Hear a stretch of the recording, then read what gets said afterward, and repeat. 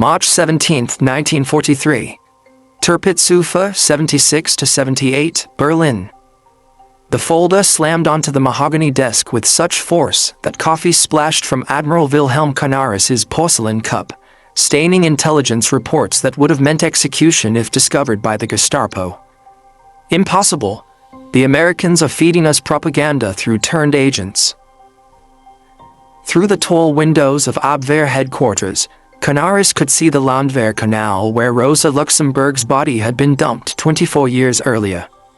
Now, as chief of German military intelligence, he held in his trembling hands a report that challenged not just Nazi propaganda, but the entire mathematical foundation of German victory. According to intercepted communications and reports from agents still operating in Mexico City, the Ford Motor Company's Willow Run plant was producing one 4-engine B-24 Liberator bomber every hour. The B-24 Liberator, 1.5 million individual parts, 450,000 rivets, 30,000 separate components assembled into an 18-ton aircraft, rolling off an assembly line faster than Germany could produce a simple Kübelwagen military vehicle. Major Friedrich Wilhelm Heinz, standing at attention before Canaris's desk, had triple-checked the intelligence. The numbers remained the same. What neither man knew was that this moment would trigger the most devastating intelligence failure in modern warfare: the systematic inability of German intelligence to comprehend, believe, or effectively communicate the true scale of American industrial capacity to the Nazi leadership, dooming the Third Reich through a fatal miscalculation of mathematical inevitability. The collapse of German intelligence regarding American production had begun 2 years earlier. In 1941, Luftwaffe General Karl Koller had presented Hermann Göring with reports from military attaché General Friedrich von Bertischer in Washington, stating that American aircraft production was approaching 2,000 planes per month. Göring had laughed, literally laughed, declaring Americans could only build refrigerators and razor blades, not military aircraft. The Americans are bluffing, Göring had told Hitler at the Wolfschanze in December 1941, 4 days after Pearl Harbor. Their democracy makes them weak. Their mongrel population makes them inefficient. Their Jews make them corrupt. They cannot possibly produce what they claim. By March 1943, German intelligence networks across the Americas were reporting something that defied every assumption of Nazi racial theory and economic understanding. The reports came from different sources: Mexican industrialists sympathetic to Germany, Spanish diplomats, Swedish businessmen traveling through Detroit, even intercepted letters from American workers to relatives in neutral countries. They all said the same impossible thing: Ford's Willow Run plant alone was producing more heavy bombers than all of Germany's aircraft factories combined. Oberstleutnant Nikolaus Ritter, head of Abwehr's Air Intelligence Section Abteilung für Luft, had spent 3 weeks analyzing the data. A former Lufthansa pilot who had lived in America for 10 years before the war, Ritter understood American industrial capacity better than most German officers. His apartment in Manhattan during the 1920s had overlooked the construction of the Chrysler Building. He had watched Americans erect the world's tallest building in less than 2 years. Herr Admiral, Ritter reported to Canaris, if these numbers are correct, and I believe they are, then Germany has already lost the war. It is now only a question of mathematics and time. The intelligence came through circuitous routes, each more dangerous than the last. Georg Nicholas, running the Abwehr's primary network in Mexico City, had cultivated sources among American businessmen who traveled freely between Detroit and Mexico's oil fields. These men spoke casually of miracles they witnessed, unaware their dinner conversations were being transcribed by German agents. On February 3, 1943, American oil executive Harold Morrison had attended a reception at the German-Mexican Commerce Association in Mexico City. After several tequilas, Morrison began describing his recent tour of the Willow Run facility, arranged by Ford to showcase to potential investors the company's capability to fulfill government contracts. "Gentlemen," Morrison had said, unaware that Wolfgang Blaum, a German agent posing as an Argentine leather merchant, was memorizing every word, What I saw defies description. The assembly line is over a mile long. The building is so vast that clouds form inside it, and it sometimes rains within the factory. They have 42,000 workers, including thousands of women, Negro women, building the most complex machine ever created. Morrison had pulled out a pencil and began sketching on a napkin. The bomber has 2 bomb bays, each holding 4,000 pounds of ordnance, 4 engines, each producing 1,200 horsepower. They produce them in sections, sub-assemblies Ford calls them, that converge like rivers flowing into the sea. Wing sections arrive from one direction, fuselages from another, tail assemblies from a third. They meet at precise points along the line. Blaum had asked, trying to sound casually interested, but surely such complexity means frequent breakdowns, production delays. Morrison had laughed. That's what Consolidated Aircraft thought. They mocked Ford, said you can't build planes like cars. But Ford broke the bomber down into 60,000 separate operations. Each worker performs the same task over and over. A woman who yesterday was making breakfast for her children now installs hydraulic lines in the tail section. They train them in days, not months. Perhaps the most detailed intelligence came through Francisco Franco's Spain. Colonel José Hongria, Spanish military attaché in Washington, maintained close relationships with American aircraft manufacturers while secretly providing intelligence to Germany in exchange for tungsten shipments crucial to Spanish industry. In March 1943, Hongria attended a reception at the Argentine embassy where he met Charles Sorensen, Ford's production chief and the architect of Willow Run. Sorensen, believing he was speaking to a representative of a neutral nation that might purchase aircraft after the war, spoke freely about the plant's capabilities. Colonel, Sorensen had said, unaware that every word would be in Berlin within 2 weeks. When I first visited Consolidated San Diego plant in 1940, they were building B-24s outdoors in the sunshine, each one different from the last, taking 180,000 man-hours per aircraft. I knew we could do better. Hongria had pressed for details, claiming professional interest as a military engineer. Sorensen, proud of his achievement, obliged. I spent one night in my hotel room in San Diego sketching out the entire production flow. We would build bombers like we build cars, not by having workers swarm over a stationary aircraft, but by moving the aircraft past stationary workers. Each worker would perform specific tasks repeatedly, achieving perfection through repetition. The Spaniard had asked about the workforce challenges of such complexity. We built an apprentice school that trains 8,000 workers weekly, Sorensen replied. Women comprise 40% of our workforce. They're actually better at detailed work. Smaller hands for tight spaces, more patience for repetitive tasks. We have Negro workers operating sophisticated machinery. We have boys of 16 managing supply logistics. Democracy, Colonel, means utilizing all available human resources. Through Swedish, Argentine, Japanese, and Turkish channels, German intelligence received consistent reports confirming Willow Run's production rate.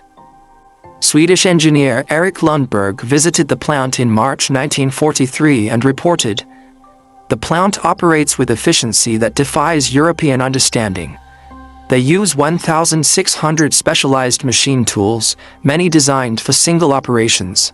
The capital investment is staggering, perhaps $200 million for tooling alone." Japanese commander Toshikazu Omai's coded message to Tokyo, intercepted by German intelligence, provided independent verification. This single factory produces more aircraft monthly than entire Japanese aviation industry. By April 1943, German intelligence had assembled comprehensive data from 17 independent sources, confirming the production rate.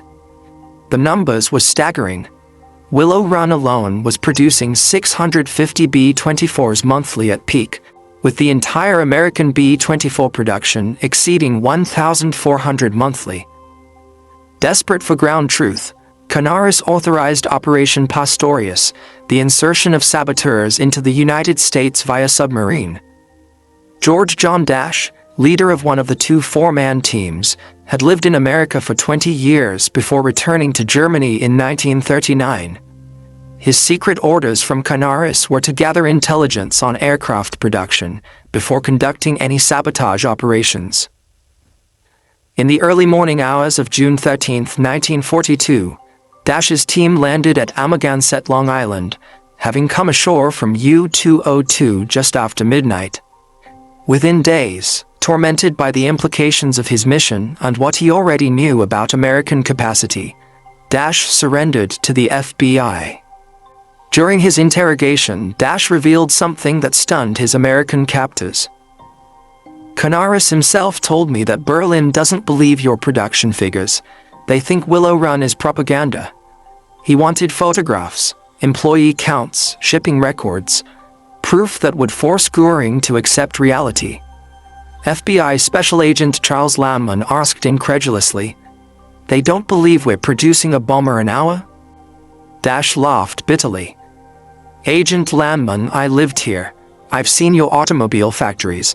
I tried to tell them that if Ford could produce a car every minute before the war, they could certainly produce a bomber every hour during it. They accused me of being defeatist."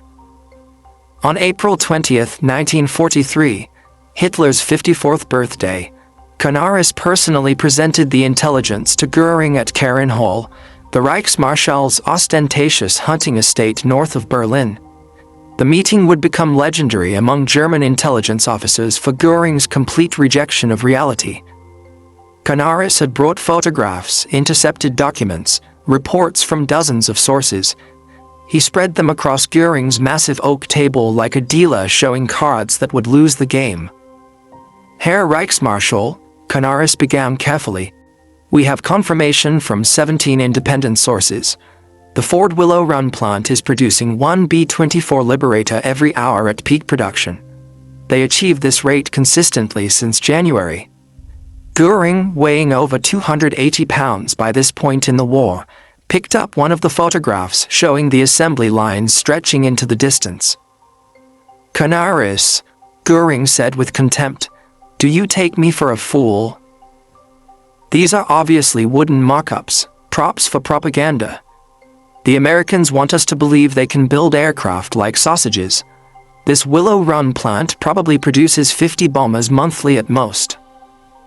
Canaris pulled out another document, an intercepted manifest from the Pennsylvania Railroad showing aluminum shipments. "Herr Reichsmarschall, they're consuming 16 million pounds of aluminum monthly at this one plant. That's more than our entire monthly production." Göring laughed harshly. "Then where do they get this aluminum? From their Negro workers? From their women riveters? Canaris, you've been deceived by American propaganda." A week later, Canaris was summoned to the Wolfschanze to brief Hitler personally. The meeting included Generals Jodl and Keitel and Propaganda Minister Joseph Goebbels. Hitler, studying maps of the Eastern Front where the Wehrmacht was preparing for Operation Citadel, the Battle of Kursk, listened impatiently as Canaris presented the intelligence. "Mein Führer," Canaris said, knowing he was risking his life, "if the Americans are producing 1,400 B-24s monthly, plus equal numbers of B-17, plus their fighter aircraft, plus British production, the aerial bombardment of the Reich will soon exceed our defensive capabilities." Hitler's response was characteristic. "Admiral, the Americans are capable of mass production of simple goods, automobiles, refrigerators, but a bomber is not a car. It requires precision, skill, dedication. When it took us 6 years to prepare for war, they claim to have achieved this in 16 months. It's impossible." General Jodl studied Canaris's figures and made a calculation. "Even if we accept 1/4 of these figures as accurate—" "The figures are false," Hitler interrupted. "The Americans entered the war in December 1941. Building this miraculous factory and achieving this production in such time is impossible." Unknown to Nazi leadership, Canaris had obtained film footage of Willow Run in operation through American intelligence contacts in Switzerland. The film, smuggled via Spanish diplomatic pouches, showed 5 minutes of the assembly line in full operation. Canaris and his deputy Hans Oster watched the film in a locked room in Abwehr headquarters. The camera traveled along the entire mile-long assembly line. B-24s in every stage of construction moved past at steady pace. Workers, men, women, black, white, performed tasks with mechanical precision. A clock visible in several shots confirmed the timing. "My God," Oster whispered. "It's true." Canaris lit the film with his cigarette lighter, watching it burn. "We cannot show this to them. They would accuse us of creating fake footage or being traitors." In November 1943, German intelligence obtained aerial photographs of Willow Run taken by a Spanish diplomat. Photo analysts spent weeks studying the images. Their conclusions: parking lots contained approximately 12,000 cars, indicating 3-shift operations. Completed B-24s visible at adjacent airfield, 47 aircraft ready for delivery. Assembly line visible through skylights, aircraft spaced exactly as reported. Rail sightings showed dozens of freight cars delivering materials. Hauptmann Werner Zahm wrote, "Photographic evidence confirms human intelligence. Production rate appears accurate. Recommend immediate strategic reassessment." Goering, shown the photographs, dismissed them as clever American photographic manipulation, probably using scale models. Dr. Albert Speer, Hitler's armaments minister and the only Nazi leader with genuine understanding of industrial production, secretly obtained the American intelligence. His diary entry for May 15, 1943, discovered after the war, reveals his despair. "If the Willow Run figures are even half accurate, we face not defeat, but annihilation. They produce more aircraft in a month than we do in a year. But I cannot speak this truth. To do so would be my death warrant." Dr. Otto Ohlendorf, head of SD Inland and a trained economist, analyzed American economic data. His report to Himmler in December 1943 was stark. The Ford Motor Company's peacetime production in 1941 was 1.1 million vehicles. They have converted this capacity to bomber production. At current rates, by June 1944, the Americans will have produced enough B-24s alone to drop our entire 1940 London bombing tonnage, every single day. On Christmas Eve 1943, Canaris received intelligence showing American production projections for 1944. B-24 Liberators, 18,000. B-17 Flying Fortresses, 12,000. B-29 Super Fortresses, 1,000. Fighter aircraft, 40,000. Total, 86,000 aircraft. Hitler's response when presented these figures: "The Americans claim they will produce more aircraft in 1944 than all nations have produced in all of history. It's absurd." By February 1944, Canaris was removed from his position, suspected of defeatism and treason. His replacement, Walter Schellenberg, was a Nazi loyalist who wouldn't dare contradict Hitler or Goering. But reality couldn't be ignored forever. On February 20, 1944, big week, the American 8th Air Force launched Operation Argument, sending over 1,000 heavy bombers against German aircraft factories. In 6 days, they dropped more bomb tonnage than the Luftwaffe had dropped on Britain during the entire Blitz. Luftwaffe fighter pilot Adolf Galland told Goering, "Herr Reichsmarschall, I've counted over 800 bombers in a single formation. These planes are real, and they're dropping real bombs." On June 6, 1944, over 11,000 Allied aircraft appeared over France. The Luftwaffe could muster fewer than 300 fighters in response. Field Marshal Hugo Sperl sent a desperate message to Berlin. "The enemy's aerial superiority is absolute. Our intelligence was correct. We were deceived not by the Americans, but by ourselves." By April 1944, Willow Run achieved its peak production rate. That month, employees in 2 9-hour shifts, working 6 days a week, produced 453 airplanes in 468 hours, a production rate equal to one finished B-24 Liberator every 63 minutes. The plant employed 42,331 workers, including 11,000 women, 26% of workforce. 3,800 African Americans, 9% of workforce. 1,200 disabled workers, 3% of workforce. This demographic breakdown would have shattered Nazi racial ideology completely. The inferior races and weaker sects were outproducing the German master race by orders of magnitude. After the war, surviving German intelligence officers revealed the full scope of the failure. Walter Schellenberg testified at Nuremberg. "We knew the truth about American production by early 1943. Every professional intelligence officer understood the numbers were accurate. But to report this truth was to risk execution for defeatism." Hans Bernd Gisevius wrote in his memoirs, "The tragedy was not that we lacked intelligence about American production, we were drowning in it. The tragedy was that our leadership refused to believe it because it contradicted their racial ideology." The German intelligence officers who tried to report the truth paid a heavy price. Admiral Wilhelm Canaris, executed April 9, 1945, at Flossenburg concentration camp. Hans Oster, executed April 9, 1945, at Flossenburg concentration camp. Alexis von Rohen, executed October 1944 for involvement in July 20th plot. Hans Bernd Gisevius, escaped to Switzerland, survived the war.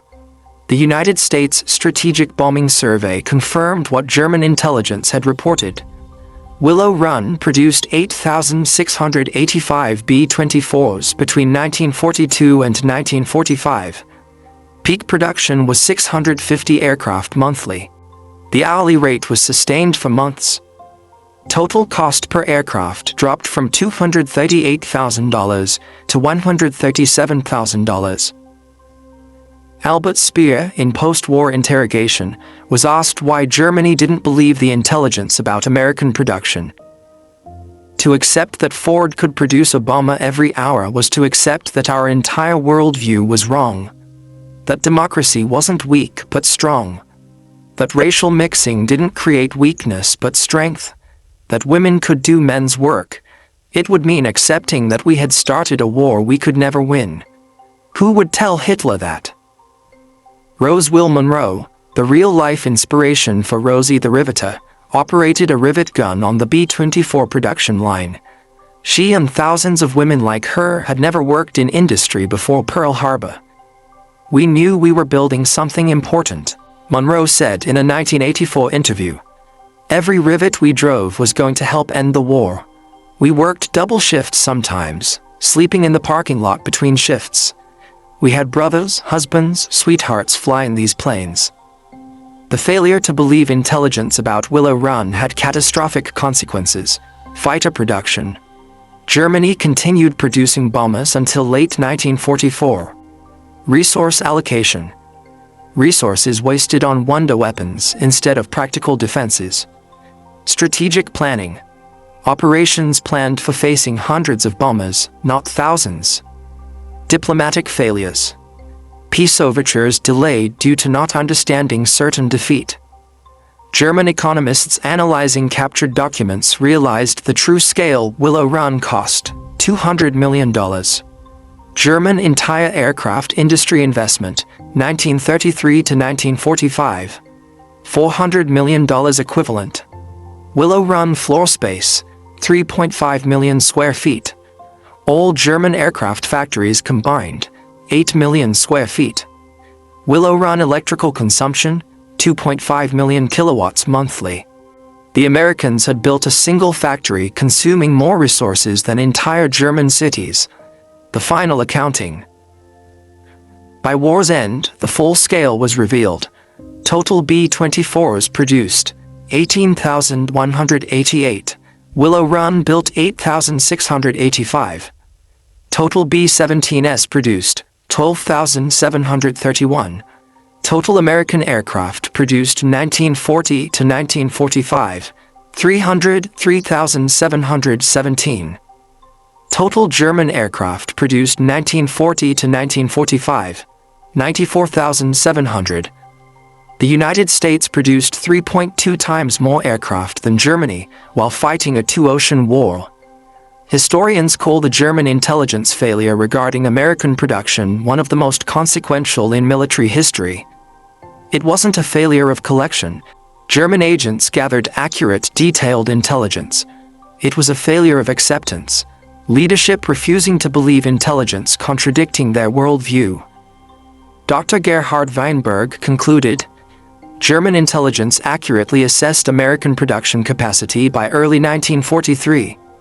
Had this intelligence been believed and acted upon, Germany might have sought peace 2 years earlier, saving millions of lives. The story carries profound lessons. Cognitive bias. Accurate intelligence can be rejected if it contradicts core beliefs. Ideological blindness. Political ideology can override mathematical reality. Systemic failure. Intelligence systems punishing unwelcome truth receive comfortable lies. Fatal miscalculation. Underestimating opponents leads to catastrophic errors. At the 1985 dedication of the Yankee Air Museum at Willow Run, former Rosie the Riveter Rose Will Munro met former Luftwaffe pilot Hans Rudel. Rudel asked, "How did you build so many so fast?" Munro answered, "Honey, we just went to work every day and did our job. Nothing fancy, just punch in, build bombers, punch out. Democracy isn't complicated, it's just free people doing their best." Rudel responded, "We were told democracy made you weak, that your diversity made you inefficient. We were told lies, and those lies killed millions." In the ruins of Berlin, May 1945, American intelligence officers discovered a final German intelligence report on Willow Run, dated April 20, 1945, Hitler's last birthday. Willow Run production confirmed. "We reported this truth 2 years ago. We were not believed. Germany dies not from lack of intelligence, but from lack of wisdom to believe intelligence that contradicts what we wish to be true. Let future generations learn. Reality does not bend to ideology. Mathematics does not yield to mythology. Truth, ignored, becomes tragedy." The report was never delivered.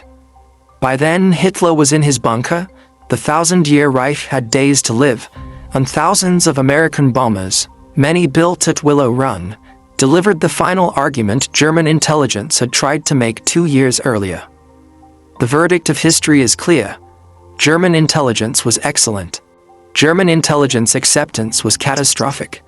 In that failure to believe uncomfortable truths lies a warning for all nations. Reality doesn't care what you believe. Those who deny reality in favor of ideology will ultimately be destroyed by it. Willow Run built more than bombers. It built proof that democracy works, that diversity strengthens, that freedom produces. German spies counted them all. German leaders believed none. And that disbelief killed the Third Reich as surely as any bomb.